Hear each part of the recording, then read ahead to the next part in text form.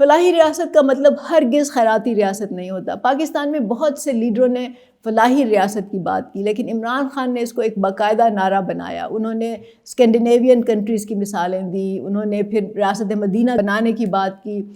और जो इमरान खान के फॉलोअर्स हैं वो अभी तक इस बात पे फ़ख्र महसूस करते हैं कि उन्होंने लंगर खाने खोले, पनाहगाहें खोलीं, फिर उन्होंने एहसास प्रोग्राम शुरू किया।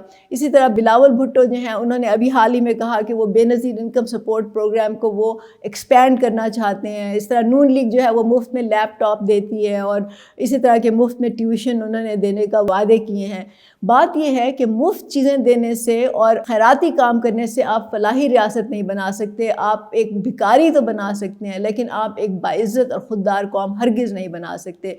फलाही रियासत का असल जो बुनियादी असूल होता है वो ये होता है कि दौलत की मुनसिफ़ाना तक़सीम हो और मौक़े पर हर एक के बराबर की दस्तरस हो।